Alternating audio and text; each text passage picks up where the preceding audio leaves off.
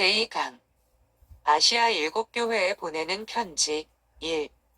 에베소 교회와 서머나 교회 아시아 7교회에 보낸 서신 여기 7교회의 서신은 아시아에 있는 로마의 속주인 아시아도 오늘날에는 소아시아라고 부르는 터키가 점령하고 있는 땅에 있는 아시아도의 에베소를 중심으로 멀지 않은 곳에 퍼져 있는 7교회에 보낸 서신입니다. 아시아에는 다른 교회들이 더 있었지만 다른 교회에 대해서는 이야기가 없고 이렇게 7교회만 나열되어 있는데 그것은 사도 요한이 감독으로 돌아보고 있는 까닭에 특별히 직접 관계가 있는 교회인 것 같이 생각되기도 합니다.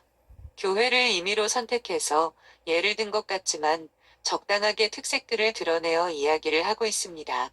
7교회의 이름은 에베소, 서머나, 버가모, 두아디라 교회가 2장에 나오고 3장에는 1절에 사대교회, 7절에 빌라델비아 교회, 14절에 라오디게아 교회가 있습니다.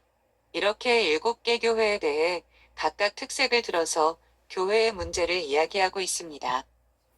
7교회에 대해서 우리 주님께서 말씀하시는 방식은 먼저 어떠한 주님으로서 말씀을 하시는가 하는 것이 나와 있습니다.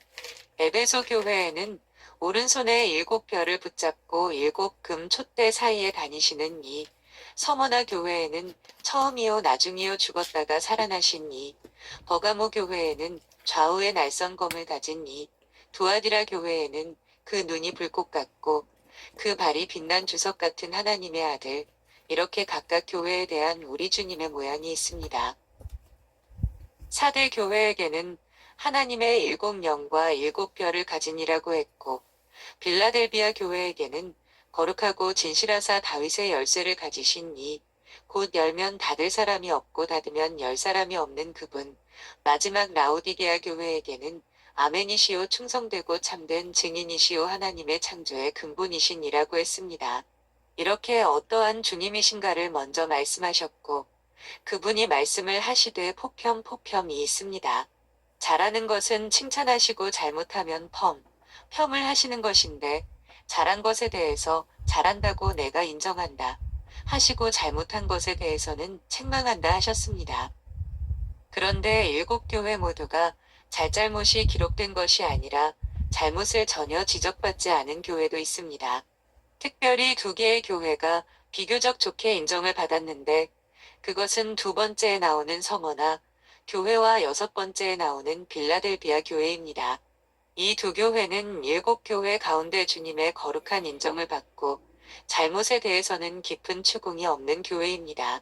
잘못을 지적하실 때에는 그 잘못에 대해서 회개하라 하는 말씀이 크게 있고 회개치 아니할 때에는 어떻게 될 것이다 하고 무서운 결과를 경고하신 것이 나옵니다. 그리고 구체적으로 그 잘잘못을 지적하심으로써 각 교회가 가지고 있는 상태를 드러내신 것입니다.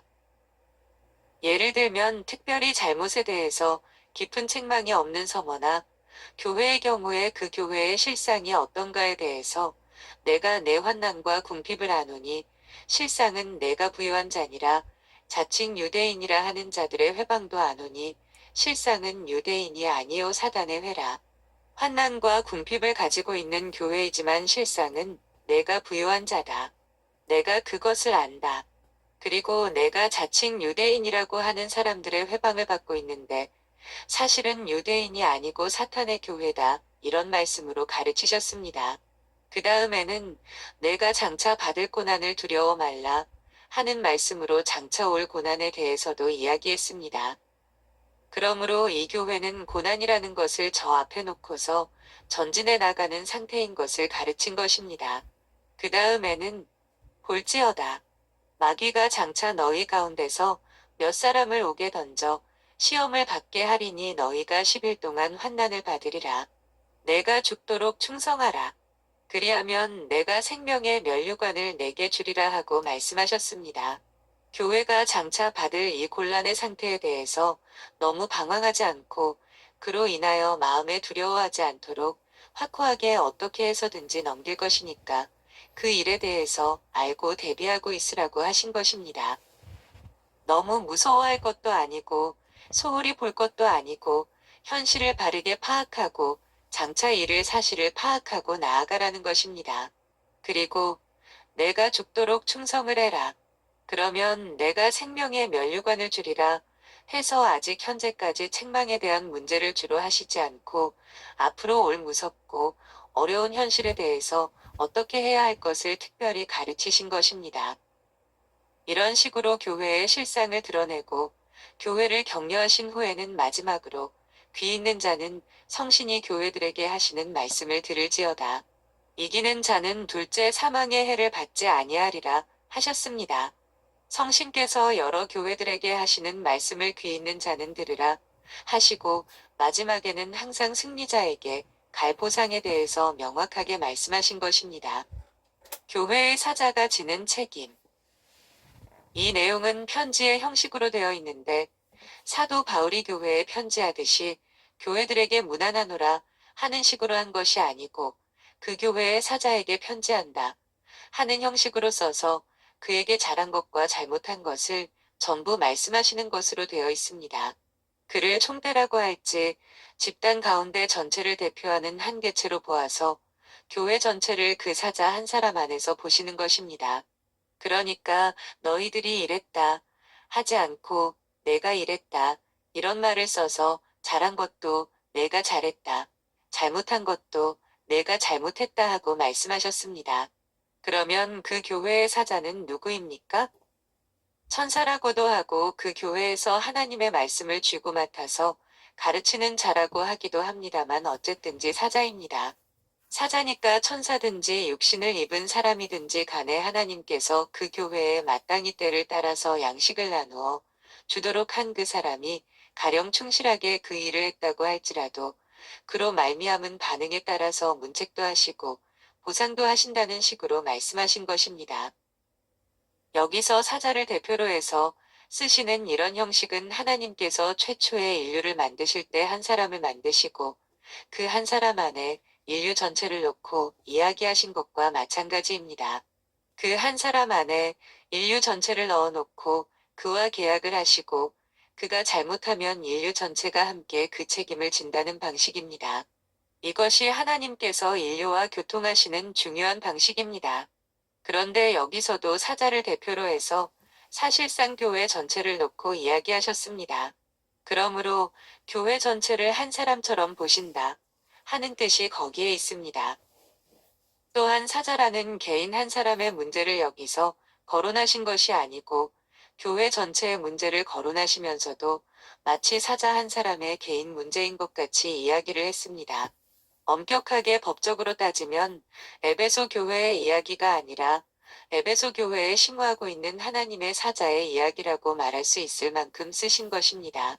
그러나 끝에는 성신이 교회들에게 하시는 말씀을 귀가 있거든 들어라 하셔서 이것이 한 교회에 대한 이야기가 아니고 한 사자에 대한 이야기가 아니라 모든 교회들에 대해서 하시는 이야기라는 것을 말씀하셨고 각각 그것으로 자기를 비춰 보라고 하신 것입니다.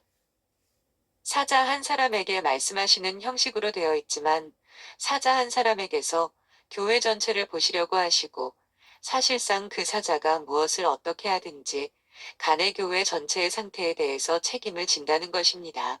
이렇게 책임을 지는 절대의 통제자, 최고의 권위자의 모양을 우리가 여기서 특별히 보게 됩니다. 그러므로 교회의 사자가 된다는 것이 쉬운 일이 아니고 무서운 일인 것입니다. 그렇지만 이것은 교회 전체의 모든 것에 대한 사자로서의 책임이지 개인의 책임을 묻는 것이 아니니까 교회가 내놓는 것이 중요한 문제입니다.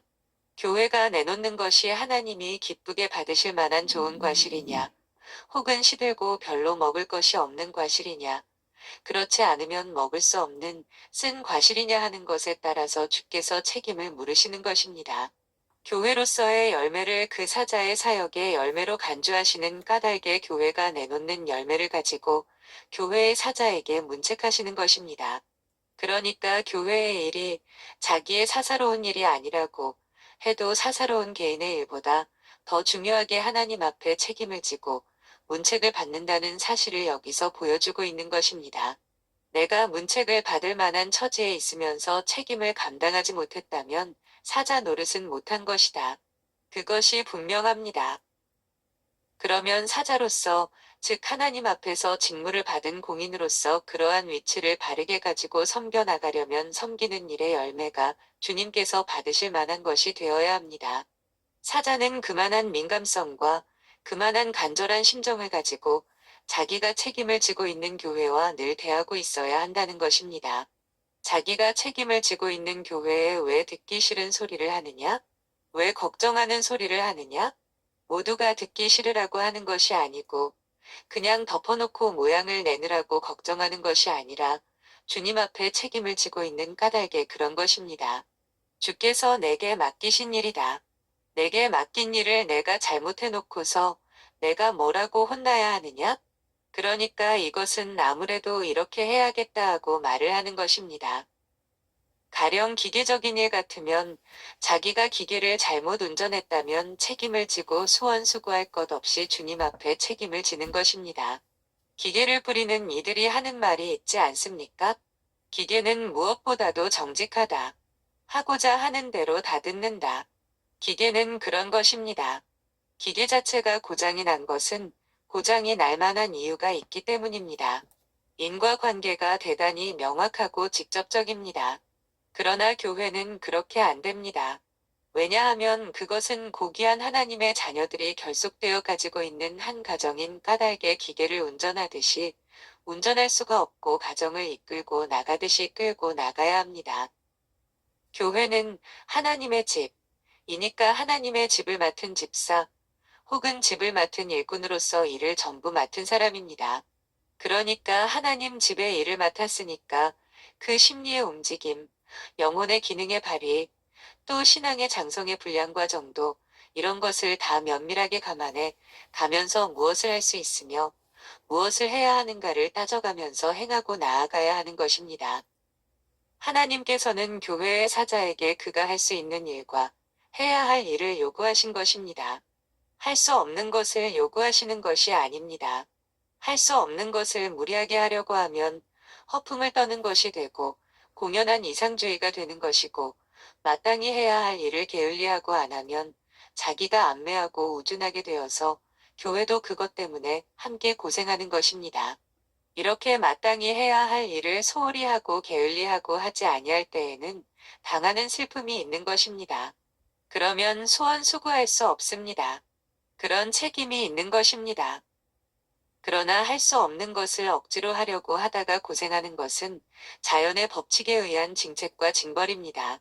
어떤 교회에 젊은 목사가 들어가서 공연히 충분히 예배를 잘 드릴 수 있는 자기네 예배당이 있는데도 불구하고 자기가 왔다가 간 업적을 하나 내야겠다고 한식 기와집을 뜯어버리고 첨탑이 있는 예배당으로 벽돌집 예배당으로 지어야겠다고 부허한 일을 하려고 하였습니다.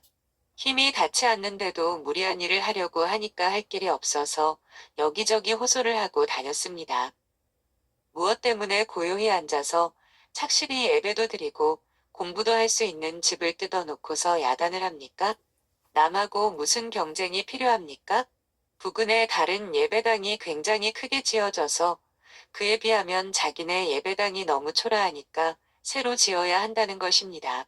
거기서는 집으로 뽐내거든 여기서는 교회로 착실히 자라나면 되지 않습니까? 그러나 그런 생각을 못합니다. 소위 목회자의 생각이 그 모양입니다. 목회 말고 다른 사업을 하든지 기업을 하든지 장사를 하든지 그럴 경우에는 거기에 필요한 요구를 하는 것이니까 거기에 부응하는 것이지만 목회자로 나왔으면 목회자다운 생각을 해야 할 것 아닙니까? 그러니까 자기 분수 이상을 생각한 것입니다. 실업인으로서 기능이 없는 사람이 실업인으로서의 생각을 한 것입니다. 실업가는 자기가 주도권을 쥐려면 크게 사업을 늘리고 다른 것과 경쟁해서 압도해야 합니다. 그러나 목회자가 실업가의 생각을 하면 됩니까? 교회에 그런 부적당한 사람들이 앉아서 일을 하면 주께서 책망하실 수밖에 없습니다. 항상 무엇을 해야 할 것인가를 바르게 생각하고 나아가는 것이 사자의 중요한 임무입니다.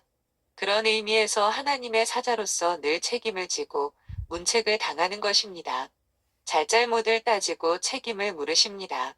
그러니까 위험도 많지만 그만큼 보상도 많은 것입니다. 개인주의와 교회주의. 교회 전체는 한 덩어리지만 분자를 나눠 놓고 보면 하나하나가 하나님의 자녀입니다.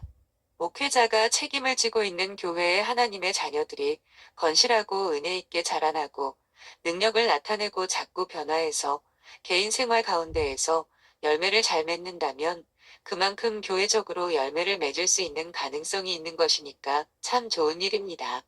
그러나 그것은 어디까지든지 개인적인 문제이고 그 교회로서 요구하시는 열매를 맺어야 한다는 것이 중요합니다. 교회 자체가 교회아로서의 각성하에서 열매를 맺고 활동을 하고 자기 시간과 정력과 자기 생활의 중심을 그 마음의 흥미와 주의를 거기에 집중하고 사는 태도를 딱 취하고 나아가는 것을 본다면 그것만큼 기쁜 일이 없을 것입니다. 만일 예배당은 한갓 위안소에 불과하고 거기 가서 위로를 받고 그 다음에는 힘을 얻어가지고 바깥에 나가서 자기의 생활 경영을 하는 데에 좀 더 용기 있게 나아가야겠다는 식의 생각이라면 참 큰 문제입니다. 교회를 제일 중요한 일로 생각하고 마음을 기울여서 하나님께서 교회에 요구하시는 열매를 각각 자기 분수에 적응하는 대로 자기에게 맡기신 부분에서 맺으려고 하는 태도를 갖지 못하고 있다면 그것은 교회아로서의 각성이 없는 퍽 부적당한 생활 태도인 것입니다. 특별히 현대의 자유민주주의 국가에서 많이 발전해 온 사상이 개인주의입니다. 개인주의라는 철학 체계는 모든 것을 개인의 완성에 집중하고 개인이 결국 최후의 제일 중요한 문제가 된다는 생각입니다. 개인주의라는 것은 개인이 전부다 하고 주장하는 주의나 보통 상식적으로 생각하는 그런 말이 아니라 철학상의 한 용어입니다. 그런데 개인이 결국 가장 중요한 문제다 하는 사상은 교회에서는 옳지 않습니다. 만일주의라는 말을 꼭 붙이자면 교회는 교회주의입니다. 거룩하신 하나님의 영광의 경륜이 이 시대의 땅 위에서 나타나는 것을 항상 자기 생활의 제일 중심으로 삼고 나아간다는 것입니다. 그러니까 궁극적으로 하나님주의이고 신중심주의입니다. 여기서 말하는 개인은 언제든지 인간 어떤 개인이 아니고 자기입니다. 그러니까 인간으로서의 나 자신의 완성이 최후의 가장 중요한 문제라고 하는 생각은 옳지 않습니다. 따라서 이런 부분을 읽으실 때에는 사자로서 항상 중요하게 생각할 문제 또는 이 사자가 여기에서 받는 특별한 문책을 생각해 보시기 바랍니다. 누가 교회의 사자인가? 그러면 여기서 말하는 사자는 그 교회의 목사라든지 교사만이 전부냐 하면 그렇지는 않습니다. 물론 교회의 사자라고 하면 제일 큰 책임을 맡아서 진 사람을 얼른 생각하게 됩니다. 부탁을 받은 이가 천사가 아니라면 사람입니다. 하나님께서 그에게 교회를 부탁하셨다고 했는데 교회가 가지고 있는 기능과 해야 할 것들은 여러 가지가 있습니다. 교회가 교회로서 절대로 필요하고 마땅히 해야 할 것은 첫째로 하나님의 말씀을 바르게 가르치고 배우고 바르게 전달하고 받아서 그 말씀을 실증하는 일입니다. 사자가 맡아서 하는 부분은 말씀을 받아서 전달하는 부분이고 교인 여러분들이 각각 하는 부분은 말씀을 실증하는 부분입니다. 이것이 중요한 일입니다. 말씀을 받아서 전달만 하면 되는 것은 아닙니다. 전달한 그 말씀이 교회 안에서 하나님의 말씀으로서 나타낼 수 있는 모든 기능을 나타내도록 성신님께서 그 말씀과 함께 역사하셔서 그 역사의 결과가 교회에게서 나타나야 합니다. 그런 점에서 말씀을 다루는 일은 어떤 한 개인의 문제가 아닙니다. 그런 의미에서 하나님의 말씀을 맡은 사람은 목사 한 사람만이 아닙니다. 교회에서 설교하는 사람만이 아니라 이 교회를 자기 교회로 알고 자기가 그 교회에 속한 사람으로서 섬겨야 할 곳인 줄을 확인한 사람은 다 같이 말씀에 대한 책임을 분담하고 있는 것입니다. 목사 혹은 교사는 그 말씀을 해석하고 전달하는 데에 책임이 있지만 그 말씀을 들은 모든 분들은 말씀을 전달한 교사와 같은 평면에서 말씀을 실증할 책임을 지고 있습니다. 그런 점에서 무엇보다도 교회의 사자라는 의미에서 중요한 부분인 말씀에 대한 사자는 목사 한 사람이 아니고 교회 전체인 것입니다. 그리고 교회 전체를 합해서 한 개체로서만 그 책임을 묻는 것이 아니고 하나하나에게 묻는 것입니다. 하나하나에게 그 말씀의 실증이 현저하게 나타나야 하는 것입니다. 그런 의미에서 하나님의 말씀이 거기에서 잘 다루어진다는 것이 교회의 가장 중요한 기능이라고 한다면 그것을 누가 하느냐 하면 보통 그 말씀을 맡은 교사, 즉 목사와 그 말씀을 듣는 모든 사람이 일체로 그 책임을 지고 있는 것입니다. 교회의 예언자적 사명. 그런 의미에서 교회가 예언자로서의 임무를 담당하는 일은 목사 한 사람만이 아니라 예언자로서 임무를 맡은 목사와 그 교회의 회원 하나하나가 정부 앞에서 한 덩어리로 예언자로서의 시대적인 사명, 즉 역사적인 사명을 해 나가는 것입니다. 예언자의 말이 땅에 떨어지지 않기 위해서는 그 말이 성취되어야 합니다. 예언자의 말이 성취되어 나간다고 할 때에는 그 교회 강단에서 무슨 말이 선포되었느냐 하는 것이 먼저입니다. 강단에서 한 말은 개인의 말이 아니고 거기에 교회의 회원들이 있는 까닭에 그 말이 나온 것입니다. 회원들이 거기서 그 말이 나오도록 한 것입니다. 이것은 사람들의 상태에 따라서 하나님의 어떤 말씀이 나오는 것과 마찬가지입니다. 우리들의 상태 여하에 따라서 하나님께서 말씀을 하시는 것입니다. 그와 같이 강단에서도 회원들의 상태 여하에 따라 말씀이 나오는 것이고 그 말씀을 교회의 회원, 지체 하나하나가 입증하는 데에서 그것이 하나님의 말씀이라는 권위를 실증하는 것입니다. 이렇게 하나님의 말씀의 권위를 실증함으로써 교회는 예언자적인 직분을 해 나가는 것입니다.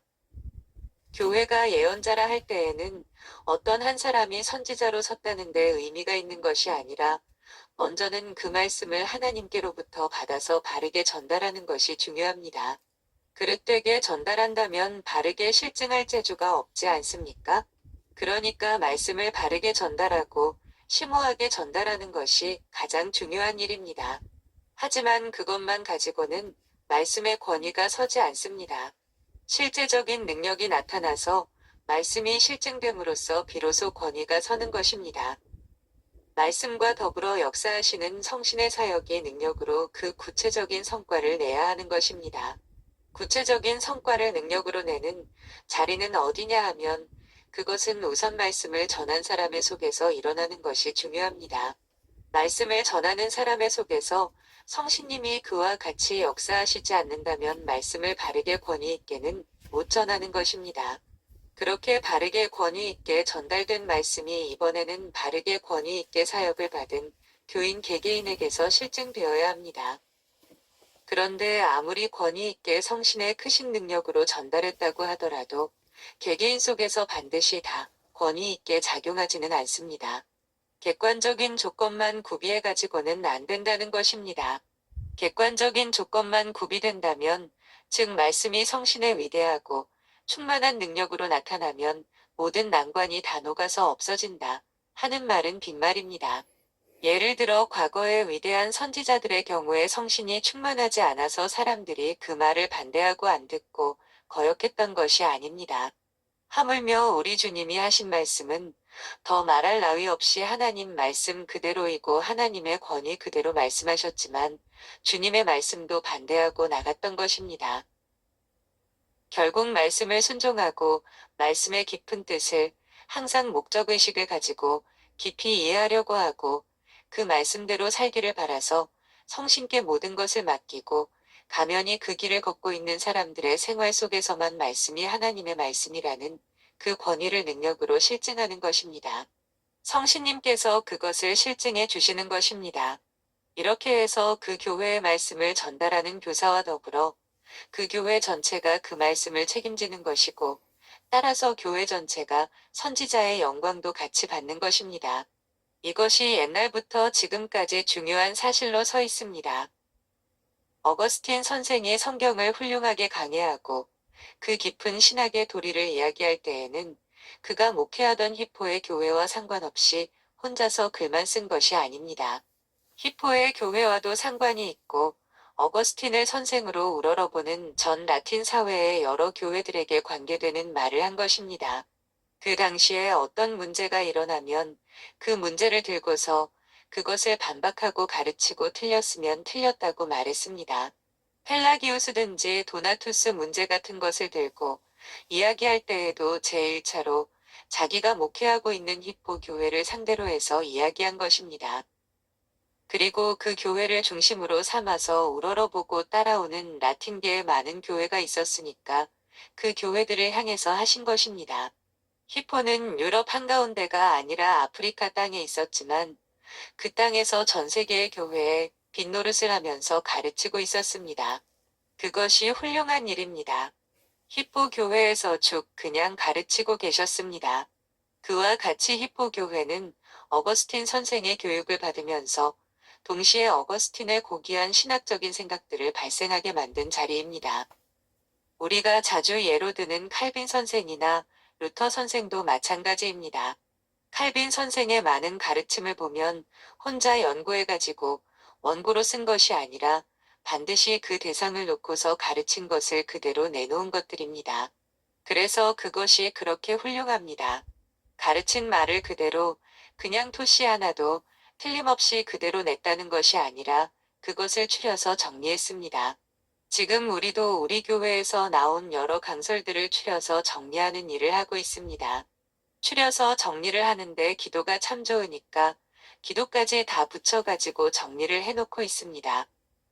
칼빈 선생의 주석을 가장 원형대로 잘 펴낸 전집을 보면 한 강설이 끝나면 그 끝에 기도가 붙어 있습니다. 그러니까 성경 각 장, 즉 계시록 2장이면 2장을 다 강설하고 기도를 한 것이 아니라 오늘은 이만하자 하는 말까지 붙여놓고 즉 어떤 일정한 시간 안에서 할 수 있는 말까지만 딱 하고서 거기다가 기도를 넣고 그 다음에는 그 다음 절부터 또 계속하고서 또 기도를 넣고 그렇게 기도까지 다 집어넣었습니다. 이런 것이 교회와 더불어서 선지자로서의 임무를 한 예입니다. 그러니까 교회가 가지고 있는 가장 중요한 그 말씀을 다룬다 하는 점에 있어서 말씀을 전하고 있는 사람만이 사자는 아닌 것입니다. 교인 각자가 맡은 사자의 임무. 이 구절들을 해석할 때 천사가 아니고 그 교회의 목회자다 이런 식으로만 생각하는 경향이 있습니다. 그러나 사자라고 할 때에는 그 교회 전체를 대표하는 어떤 천사 혹은 보이지 않는 그것을 상징적으로 의미한 것이 아니냐 하는 해석도 있습니다. 그러나 문제는 이 편지 자체가 상징적인 내용보다는 주로 현실을 쭉 이야기해 나간 것입니다. 여기 보면 별로 상징을 많이 안 쓰고 있습니다. 자칭 사도라 하되 아닌 자, 이것이 무슨 상징이 아닙니다. 그런 사람 있었다는 것입니다. 그렇다면 사자라는 것도 어떤 특별한 상징이 아닙니다. 요컨대 교회 전체에 누가 하나님의 분부를 받아서 일을 맡았느냐 하는 것인데 교회의 일을 맡은 사람은 한 사람만이 아닌 것입니다. 여러분, 한 사람만 교회 일을 맡고 다른 사람은 아무 일을 안 맡는 그런 교회가 세상에 어디 있습니까? 엄격하게 자꾸 따져보면 교회의 일은 모두가 다 맡아 가지고 있는 것입니다. 맡은 부분이 서로 다를 뿐입니다. 그중 특별히 가장 중요한 부분은 말씀을 다루는 부분이고 말씀을 다루는 데에 근원이 되는 것은 말씀을 받는 문제입니다. 하나님께로부터 말씀을 받아서 그 뜻을 풀어서 말하는 것이 참 중요한 부분입니다. 그래서 사자라고 하면 말씀을 받아가지고 전달하는 사람을 대표적으로 생각하기 쉽지만 교인 전부가 각각 다 맡은 부분이 있습니다. 그러니까 자기가 맡은 부분을 다 해야 합니다. 그런 의미에서 모두가 다 그 부분에 있어서 사자인 것입니다. 여기 보면 말씀에 대한 문제뿐 아니라 가령 교회의 덕에 대한 문제도 있지 않습니까? 처음 사랑을 버렸다고 할 때는 교회가 처음 사랑을 버렸다는 이야기입니다. 그러면 거기에 대한 사자는 누구입니까? 처음 사랑을 늘 견지해야 할 에베소 교회의 사자는 누구냐 하면 하나하나를 따져서 그 중에 하나라도 궐이 나면 안 되고 다 같이 그렇게 해야 한다는 것입니다. 원래 사랑이라는 것은 하나님께 대한 사랑이 첫째입니다. 그렇지만 보는 바 그 형제를 사랑치 아니하는 자가 보지 못하는 바 하나님을 사랑할 수가 없느니라 하셨습니다.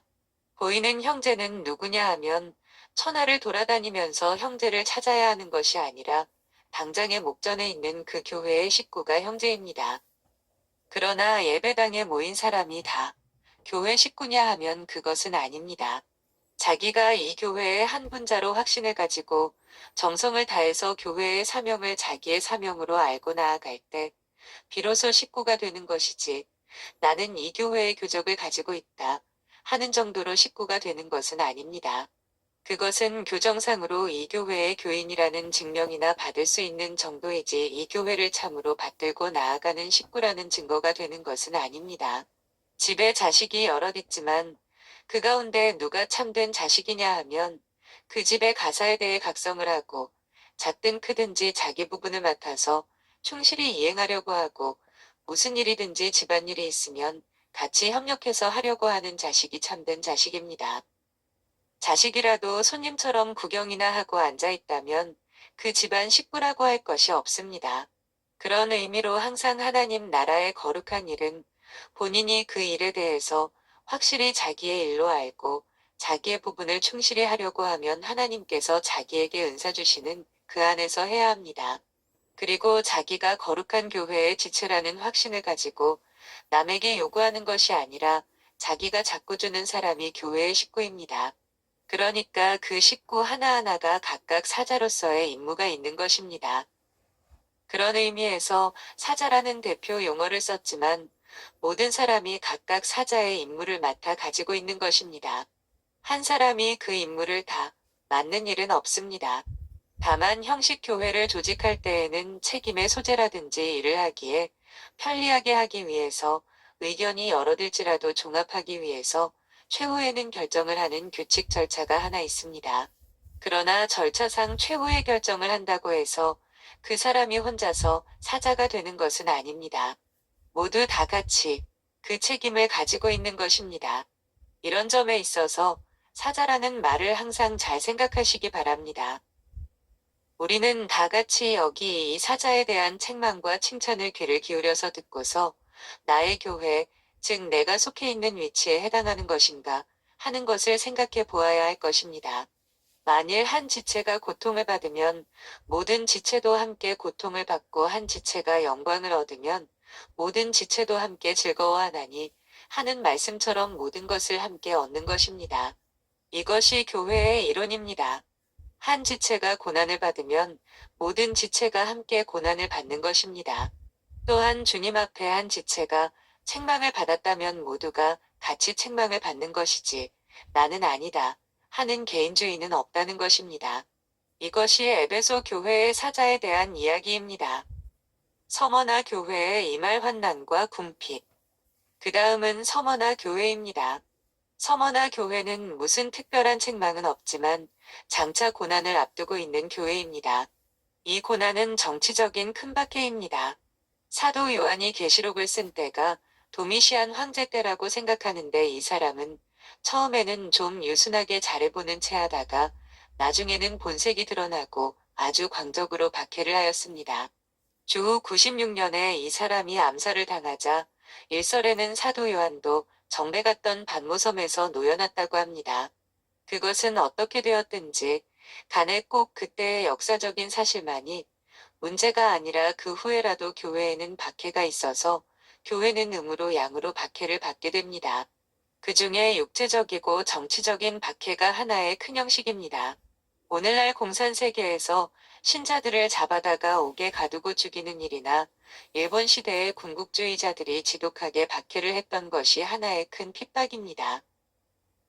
그러한 국가제도라든지 국가의 정책상 일어나는 박해도 말하고 있지만 여기에 보면 환난과 궁핍, 자칭 유대인이라 하는 자들의 회방, 또 마귀가 장차 너희 가운데 몇 사람을 옥에 던져 시험을 받게 할 줄을 안다 해서 옥에 던져서 시험을 받게 하는 것이 나와 있습니다. 교회 가운데에서 몇 사람을 옥에 넣어서 시험을 받게 하는 경우도 있는 것입니다. 더군다나 과거 시대에는 특별히 정치 형태에 따라서 그런 일이 많이 발생했습니다. 그러나 그것은 환난의 한 부분에 불과한 것입니다. 그런 일이 있으면 교회는 예루살렘 교회가 베드로가 옥에 갇혔을 때에 문을 닫고 간절히 기도했던 것처럼 그를 위해서 간절히 기도해야 할 것입니다. 그러나 그런 문제보다는 환난과 궁핍이 있다는 이야기입니다. 여기에 자칭 유대인이라 하는 자들의 회가 나오는데 이 유대인이 유대주의자인지 유대인으로서 그때 그리스도교인이 된 사람인지에 대해서는 설이 구구합니다. 하지만 하나님께서 택하신 백성으로서 하나님께서 약속하신 거룩한 언약과 축복을 계승한 사람들이라는 점에서는 마찬가지입니다. 그것이 선민 이스라엘인으로서의 자긍하는 말이었든지 그렇지 않으면 유대인으로서 그리스도인이 된 사람들이 우리야말로 그 사람이다 하는 말이었든지 간에 자칭 유대인이라 할 때에는 그런 의미가 첫째로 나타나는 것입니다. 그런데 그것이 사실은 유대인이 아니고 사탄의 회당이라는 것입니다. 유대인들이 예배하려고 모이는 곳을 회당이라고 했고 나중에는 유대인의 예배 집단을 가리켜서 그렇게 불렀습니다. 이것이 말하자면 구약시대의 교회 형태입니다. 그러니까 사탄의 교회라는 의미가 있습니다. 자기네는 여호와의 선택함을 받고 특별한 언약 가운데 구원받은 백성이라고 하지만 실상은 사탄의 종교 집단이라는 것입니다. 그러니까 여기에 사탄의 종교 집단이 있다는 말입니다. 그들은 교회 안에서 참으로 거룩한 그리스도인들에 대해서 자기들이야말로 종주권을 가진 자여, 정통주의자라고 하면서 회방을 한다는 것입니다. 몹시 헐어서 비방을 했습니다. 이것도 항상 받는 곤란입니다. 그리고 궁핍하다는 이야기도 있습니다. 경제적으로 물질적으로 궁핍하다는 이야기입니다. 환난 시대에 있었던 교회인 까닭의 환난이 심한 환경에서 불우한 대접을 받는 사회계층에 속한 사람들이 모이면 자연히 궁핍합니다. 그래서 괴롭게 지내지만 실상은 부유한 자라고 말씀하셨습니다. 여기서 교회의 참된 부요가 무엇인지를 가르치고 있는 것입니다. 물질로 부유한 교회가 부유한 것이 아니고 교회 자체가 가져야 할 가장 기본적인 훌륭한 정신적인 재산과 역사적으로 흘러오는 훌륭한 유산들을 풍성하게 가지고 있는 것이 부유입니다. 서머나 교회는 그러한 교회라고 하셨습니다. 그리고 이런저런 여러 가지 형태의 환난을 상상할 수 있도록 써놓았습니다. 첫째, 그 사회의 일반 상태에서 이질적인 존재라는 점에서 환난이 있고 둘째, 특별히 여기 사단의 회라는 말로 보아서 자기네가 가지고 있는 종교적인 형태나 성격에서 이질적이라고 보았을 때의 환난, 말하자면 박해를 받게 되는 것입니다. 여기에는 이러한 양면이 다 있습니다. 사회적인 것과 종교적인 것, 그리고 정치적인 것을 상상하게 하는 말을 여기에 썼습니다. 그러니까 꼭 정치적 박해만 박해가 아니라 사회적으로 이질적이라고 할 때에도 박해를 받는 것입니다. 사회적이라고 할 때에는 일반 실업인 사회를 의미하는 것이 아니고 특별히 자기네가 소속한 특수한 사회, 가령 기독교면 기독교라는 종교사회에서 남들이 다 하는 대로 하지 않고 특이하게 나간다고 해서 항상 비난받고 비방받을 수도 있는 것입니다. 그런 것도 또 한 가지의 환난입니다. 다른 사람들은 그 시세에 여러 가지 이익을 보려고 자기네가 추구하려고 하는 기업적인 모든 이익을 자꾸 추구해 나갈 때에 그런 것을 하지 않으면 가난하다고 하겠지만 실상 그것은 가난이 아니고 그거야말로 부유한 것이라고 말씀하신 것입니다. 왜냐하면 마땅히 가져야 할 것을 가졌기 때문입니다. 우리 성약교회로 보면 지금까지 우리가 예배 처소를 그냥 이렇게 구처해 가지고 있습니다. 교회가 선지 여러 해가 됐으면 다른 교회 같으면 벌써 예배당 하나 번듯하게 짓고 그 속에 들어갔을 것인데 지금까지 그것을 하지 못하고 있으니까 어떻게 생각하면 태만인 것 같이 생각하기 쉽습니다. 하지만 그것은 무리한 일을 않겠다는 것과 중요한 것은 참된 교회지 거칠애가 아니라는 것 때문에 그렇게 하지 않았습니다. 그러니까 옷이 자꾸 낡아지는 것 같이 낡아집니다. 옷이 낡아지지만 중요한 것은 몸이 건강하고 사람이 잘 되는 것이지 옷을 자꾸 새 것으로 갈아입는 것이 아니다 하는 생각이었습니다. 그러니까 자기 옷도 아니지만 그러나 내가 입었으면 내 옷 아니냐 하고서 지금까지 빌려 입은 옷을 입고 돌아다닌 것입니다.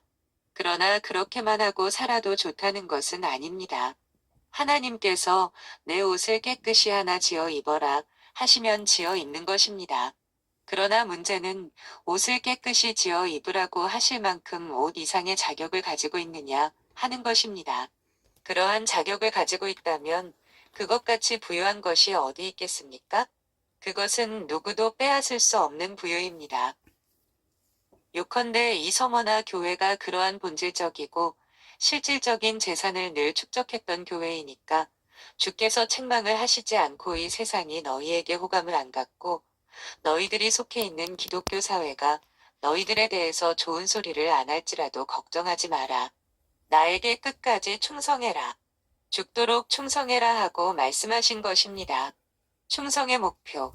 충성의 한계가 어디냐 하면 죽을 때까지 하라는 것입니다. 얼마만큼 하다가 그 다음에는 마음대로 하고 세속적으로 변해도 괜찮다고 하신 것이 아닙니다. 이런 것이 서머나 교회에 있는 중요한 것들입니다. 그 다음은 버가모 교회입니다. 여기에는 두 가지 주의할 것이 나옵니다. 첫째로 교회는 사탄의 위가 있는 곳에서도 존재할 수 있다는 것입니다. 그래도 아직 교회인 점은 패하지 않았습니다. 교회가 아니다. 이렇게 말씀하시지 않았지만 대단히 위험한 위치에 있는 것입니다. 둘째로 교회가 니골라당 같은 것을 품을 수 있다는 것입니다. 니골라당이 무엇인가에 대해서는 여러 가지 설이 있지만 문제는 발람적인 생각을 가진 자들을 포함하고 있다는 것입니다. 비교회적인 요소들이 여러 면으로 교회 안에 들어오는데 특별히 발람적인 성격을 가진 자들이 거기에 들어와 있었습니다. 그리고 교회는 사탄의 위가 있는 곳에 처해 있습니다. 이러한 무서운 사실도 발생하는 것입니다. 그러나 신실한 교회는 어떤 위치에 있어도 신실하다는 것입니다. 그것을 나의 충성된 증인 안디바가 너희 가운데 곧 사탄이 거하는 곳에서 죽임을 당할 때에도 나를 믿는 믿음을 저버리지 아니했다. 하신 것입니다. 이 문제에 대해서는 다음 시간에 조금 더 이야기하겠습니다. 기도. 거룩하신 아버지여, 세상에 거룩한 교회를 두시고 거룩한 역사를 짓도록 하셨사옵는데 그 교회가 처할 수 있는 환경과 교회에 임하는 여러 사실들은 여러 모양이어서 그 중에 대표적이고 또 늘 주의해야 할 것들을 여기 계시록 두 장의 몇 개의 교회의 신뢰를 들어 오늘날 저희들에게 가르쳐 주셔서 교회가 역사 위에 진행해 나갈 때에는 여러 가지의 역사 성격을 직면해서 그것을 넘어서고 그것을 지나야 한다는 사실을 저희들로 하여금 다시 한번 생각하게 하시옵나이다. 오늘날 저희 교회도 이러한 역사적인 현실 앞에서 무엇을 알아야 하고 어떠한 태도를 늘 취하고 나아가야 할 것인가에 대해서 이런 여러 가지 도리로 명심하게 하시려고 저희에게 이것을 가르쳐 주시오니 저희가 비교적 쉽게 읽어 나갈지라도 그 속에서 중요한 것들을 가르쳐 주시고 마음 가운데 인상을 주셔서 차츰차츰 깨달아 나갈 수 있게 은혜로 인도하여 주시옵소서. 예수님 이름으로 기도하옵나이다. 아멘.